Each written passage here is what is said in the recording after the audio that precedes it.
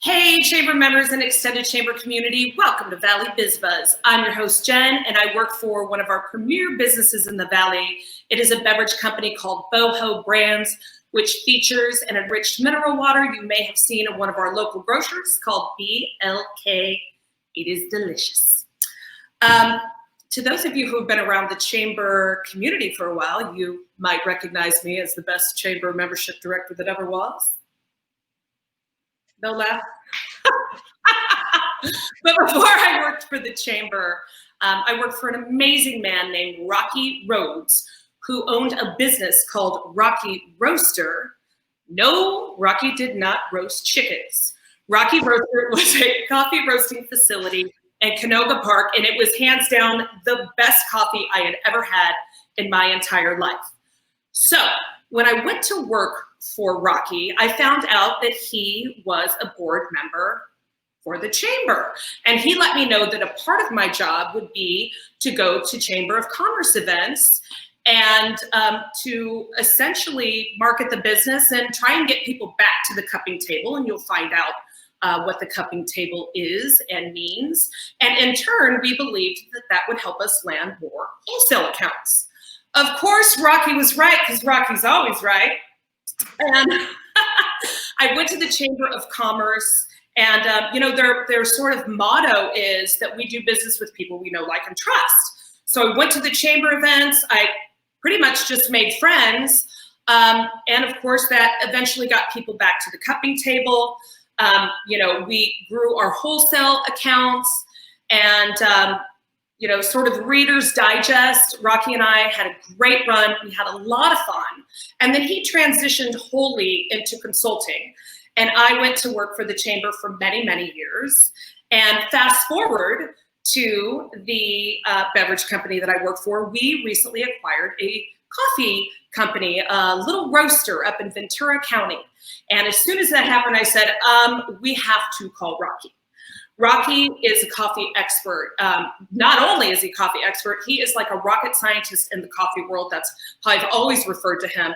He knows everything about coffee. He is a Q grader. You're going to find out what a Q grader is. He has relationships with farmers. He consults all over the world. Well, in a lot of countries, I'll say that. And he's on the Roasters Guild. This man is coffee itself.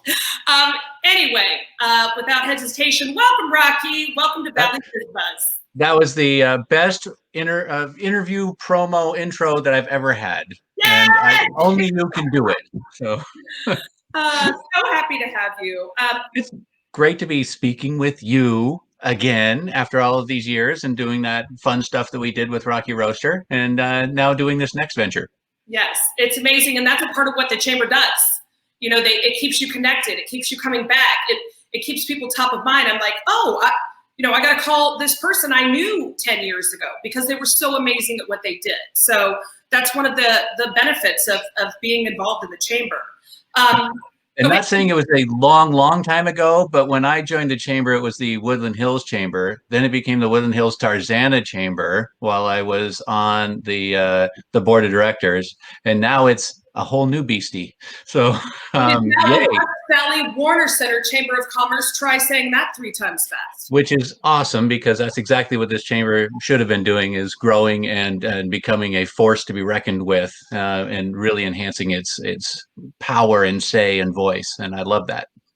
That was so well said. And I agree wholeheartedly. And let's talk about you now, Rocky. So, okay, you've had 24 years with this whole coffee journey, and you've had quite an adventure since taking a leap from finance to coffee. That is like a monumental move, and we're excited to hear more about, sort of how that happened.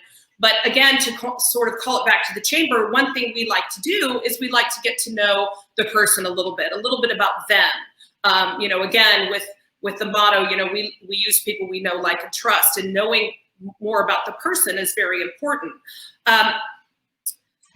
So tell us a little bit, tell us where you're from. Tell us why your name is Rocky. Can't wait to find out about that one. And I know that you have horses with your beautiful wife, Kim. We know that you have 2 gorgeous children. We've got Heather and we've got Dane Jairus Rhodes. Rocky has a son named Dangerous Rhodes. And, you know, Rocky, the floor is yours.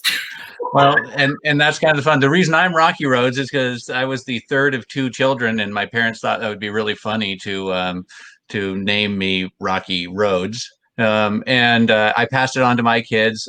Heather, who came first, you know, her middle name is Tulane. I lobbied really hard to have that be her first name, so she'd be Tulane Rhodes. Yes. But she's Heather Tulane Rhodes. But now that she's off in college, she is officially going by Tulane, which I love. And then Dangerous Rhodes as well.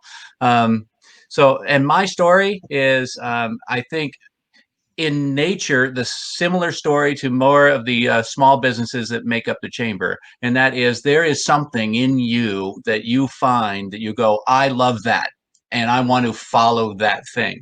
I came from high tech, actually, and was in solution sales for IBM and 9X, and then moved to California and was in software sales. And it was interesting because coming from Seattle to LA, there was no good coffee, and that's all I wanted was a good cup of coffee. That pursuit of a perfect cup was what drove me, frustrated me, and made me want to find a solution. And I started roasting coffee at home in a popcorn popper, and then selling at the farmer's market because it was a hoot. It was fun. It was what I really wanted to be doing, as opposed to that thing that was providing a paycheck. And eventually, I did the math and went, I'm in the coffee business, and I didn't mean to be, but I was making enough money, picked up enough accounts, and I was able to transition. And it was lean. It was very, very lean. In the first 2 years, I took 0 in paycheck, and my lovely wife Kim will remind me of that over and over again. You're hot. You're hot. She is my motivation. And so we did what we needed to do to figure it out and turn it around. And lo and behold, we were able to come up with a business model that would actually provide an income for us. And you were a huge part of that, by the way, doing the business development that brought in some wholesale accounts. That was one of the things we figured out. We needed help getting the word out about us. So we then were very successful in doing that and built that business up. Now, what do you want me to say?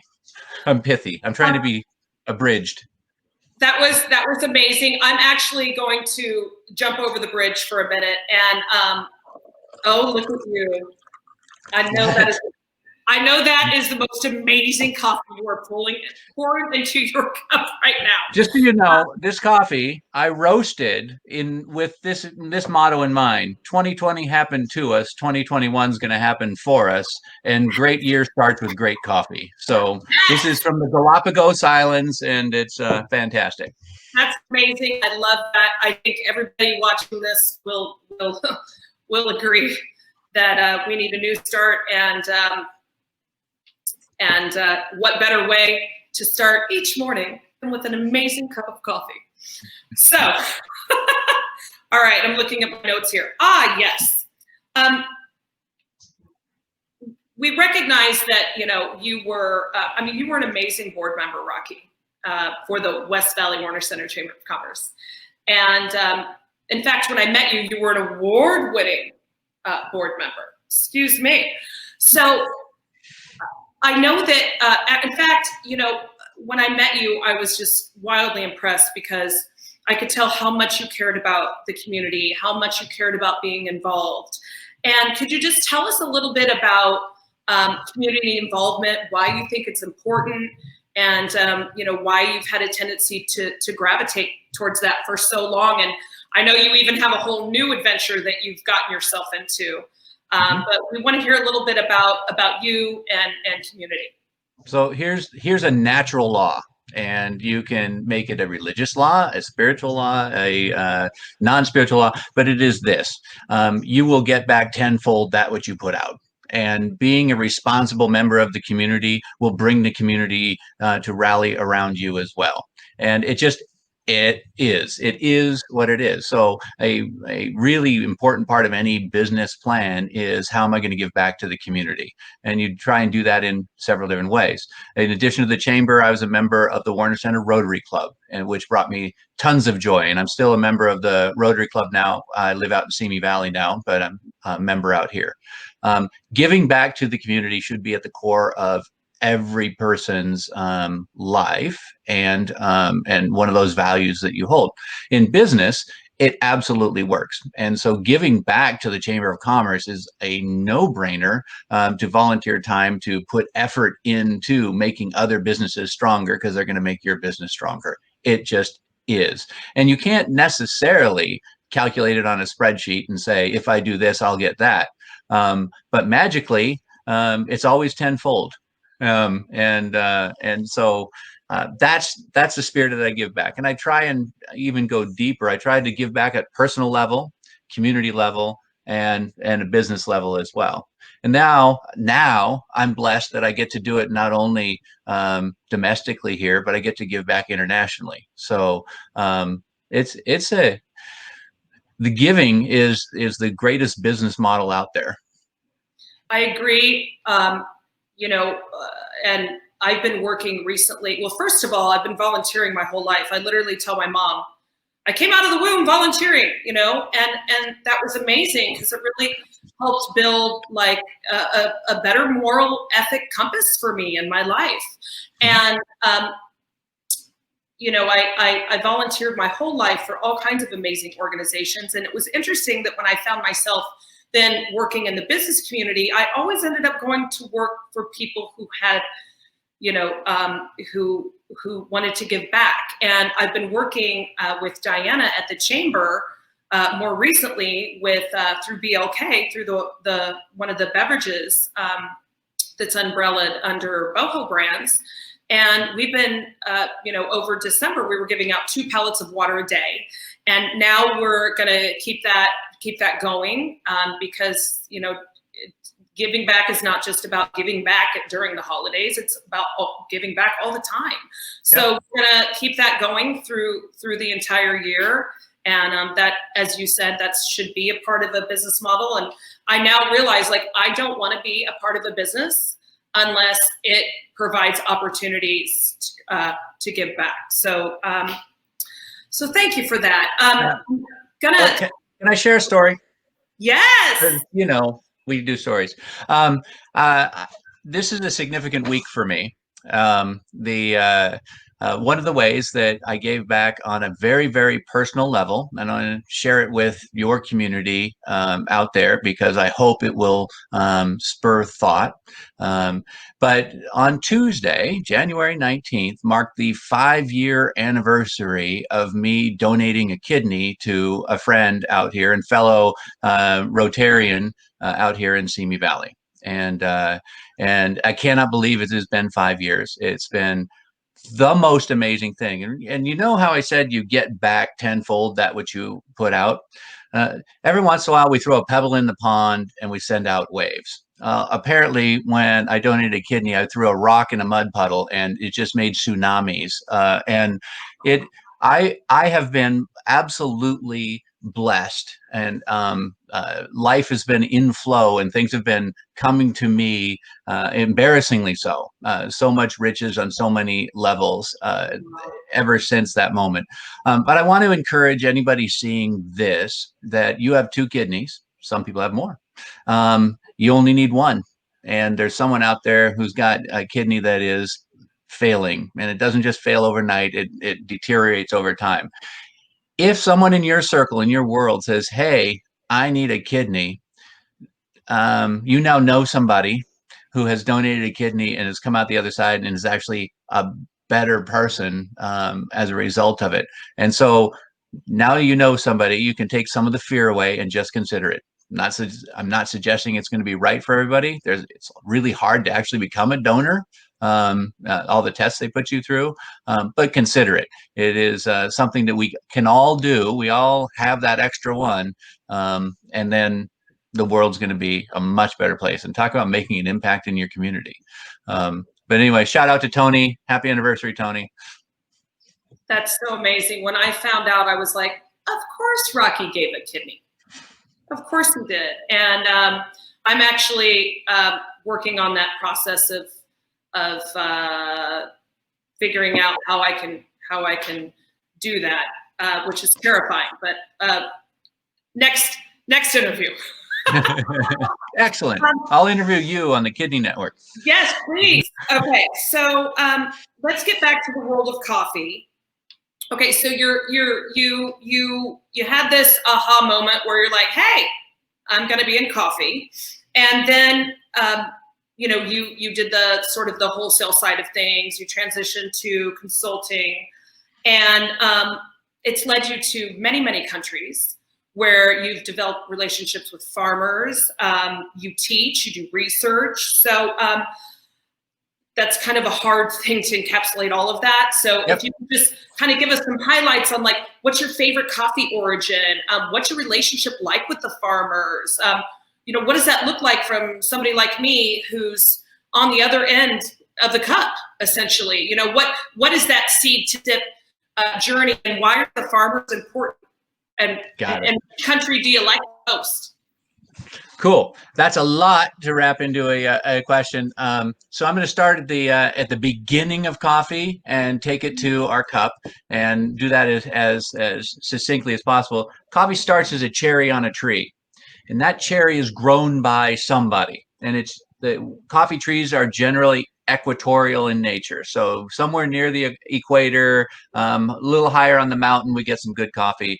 And there's people that do this. A lot of the countries, when you think about the ones that are right around the equator, are third world countries. And so coffee is as agricultural product that is often the thing that people scrape the ground to do to try and create a living for their family. So it's very, very personal to them. That cherry is then harvested, and somehow you have to take off the skin of the cherry and get the seeds out. The seeds are the green coffee beans. Those green coffee beans then need to get roasted, and that was what we were doing at Rocky Roaster. We were that part of the supply chain. We'd buy the green coffee beans, roast them, and sell them as roasted coffee. And in our little store, we also made it all the way to the cup. Oh, nostalgic cup. Rocky Roaster. So we would actually bring it all the way to your cup from there.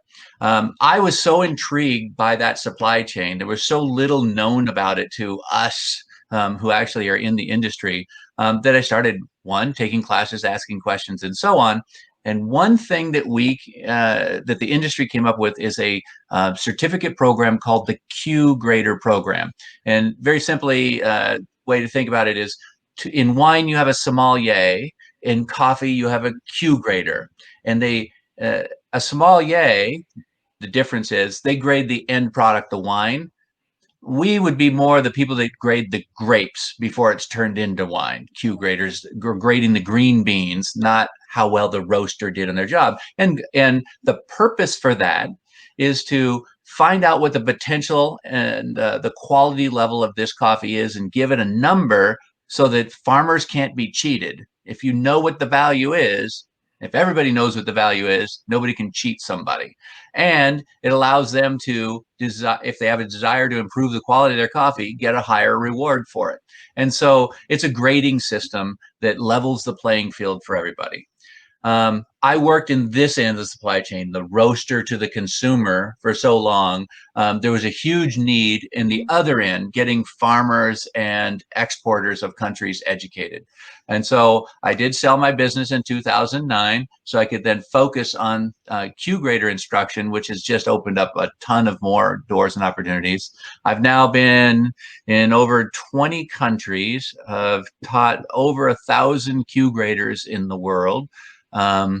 And I get to work on absolutely fascinating, meaningful projects that improve communities, villages, and improves the quality of life. And just little things like, it helped bring water to the community. It helped build a library in the community because they had some extra funding, because now they know what their coffee is worth.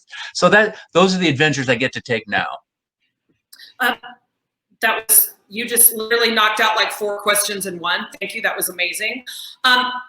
One thing that I know that you you speak passionately about, and I think it's important to tell this story. People are like, oh, this coffee is fair trade. Oh, it's organic. They don't always know really what that means. And could you please let us know what the difference between fair trade and fairly traded is? Excellent. Great question. Sensitive question out there. And so anybody who has purchased a certified organic coffee or certified fair trade coffee, you're absolutely doing the right thing. Your mindset is, I'm willing to pay a premium for this function that I'm getting. A fair trade, a fair price paid to the farmer, or a product that's friendly to the earth. One of the things as consumers we don't really have time to do is peel that onion and see what does that really mean. And so to your question directly, fair trade certified coffee is a mark that's put out by Transfair USA, and they do the monitoring of the farms and of the supply chain to make sure that money is paid ultimately by a consumer that gets transferred through the supply chain back to the farming community. That's their business model, and it works. I have some opinions about the efficacy of that work, but the other side of that fair trade coin is coffee then not fairly traded? And the answer is, yeah, sometimes it's really bad. And sometimes people take advantage of farmers that don't know any different or don't have any other choice but to market at the price the person's standing in front of them with cash. I believe that micro roasters, the local, like a Rocky Roaster, the small roasting companies, they have an idea, either a direct relationship where they've shaken the hand with the of the farmer or the farming community and are buying coffee and telling that story, or they at least know that story if they haven't traveled at origin, and they'll do things that will ensure they have a supply of coffee all the time. They will put funding back down that supply chain. And that's a fairly traded coffee. It's not monitored by anybody. It's not mandated by anybody, but it's the right thing to do. So not all non-fair trade certified coffee is unfairly traded. Matter of fact, most coffee that you'll find in the specialty market is fairly traded. Now, can the farmer get more reward? Absolutely. And that's kind of where my job comes in, is help the farmer understand where they are now in the grading scheme, and then give them tips on how do you become a higher quality producer of this coffee so you get the higher reward. And that education is finally getting out to the thing. And that's really improving quality is the most sustainable fair trade practice out there. That's awesome. Thank you so much for that clarification. I've always thought that was important. When I found that out, I was like, because I just would go to the store and be like, oh, fair trade, oh, organic. Okay, then without really sort of understanding the backstory behind it. Yeah. Plug your book. Huh? What book? What book? What, this one? Profiling Practica? So I wrote a book. One of the consulting jobs that I was doing was working for a roaster manufacturer, Dietrich Coffee Roasters. I learned to roast on a Dietrich, one of their original models. And I was teaching classes for them. And someone said, hey, if I want to become a roaster, I'm going to spend a bunch of money and a box is going to show up. And I'm going to open the box, install the roaster, and I got to make money right now. I can't spend years figuring out how to roast coffee. And I said, well, then you're getting in the wrong business. But then someone said, couldn't you give us recipes, profiles for roasting that would get us like from 0 to 80% of the way, making good coffee. And then we'll spend the rest of our lives figuring out great coffee. I'm like, that's a pretty low bar. I could probably hop over that. So that's what I did. I did some research in conjunction with Dietrich Roaster. And I spent, by the way, my office that you're looking at, it's in a barn. I work in a barn now with the horses, and I have a coffee roaster here in the barn. And I spent weeks with about $10,000 worth of green coffee, and I just roasted. And one of the things that you do when you're trying to improve roasting is you have to taste it, evaluate it, cup the coffee. You alluded to that in the intro. The Q grader system means you are a professional cupper. You're calibrated to yourself. So if you make a little tweak in your recipe roasting the coffee and you go to the table and you drink it, you go, oh, this changed a little bit. And what I did was made several changes, roasted coffee about 14 different ways, eliminating one variable at a time until I had the perfect roast for that coffee. So if someone that was just getting into roasting took this book, and it comes with a chip with all the profiles on it, you can load that up and you just follow the best profile for El Salvador coffee, a little more complicated than that, you will get good coffee.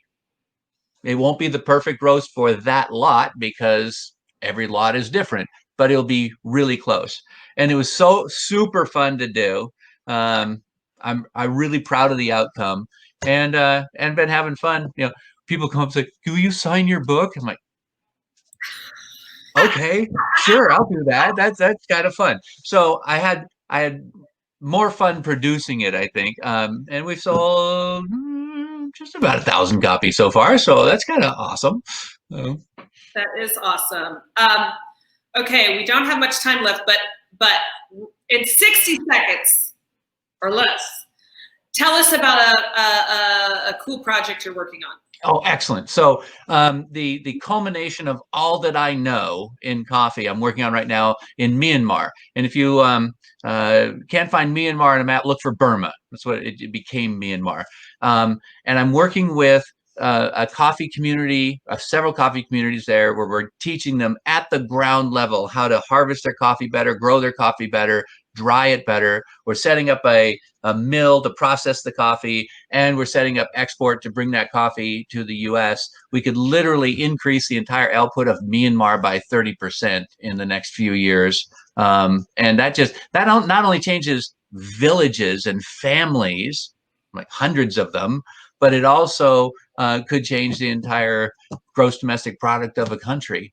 And that there's just, it's awesome to be able to have enough knowledge and the opportunity with great partners to be able to go and participate in something like that. So I'm very excited. Damn COVID. I got to get on an airplane. It's harvest season in Myanmar right now, and I can't go. So my calendar, as you can see, is open for going to Myanmar. Rocky's calendar is open, everybody. We're all suffering, but you're really suffering. Yeah, I got to get on an airplane. This is your thing. So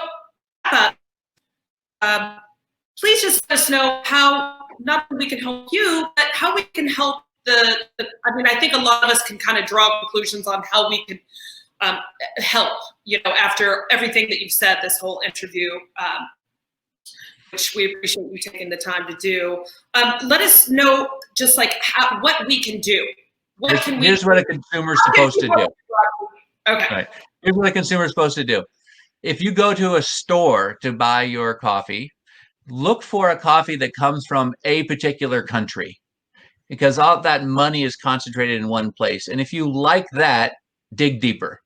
Like if you like Colombian coffee, dig deeper into Colombia until you find an estate in Colombia and try and buy that.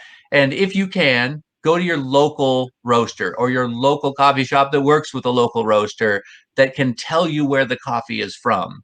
And getting that personal connection to that thing will make you a beautiful consumer of the product. And if you are doing that, that inspires all the people that roast coffee and actually pay that more money to for their green coffee, and it flows down to the supply chain. So drink better coffee. That's what I'm saying.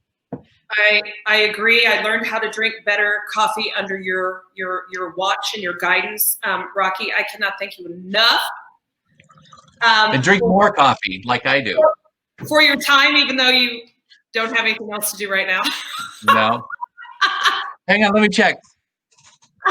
No, I can't get on a plane to China, so I'm good.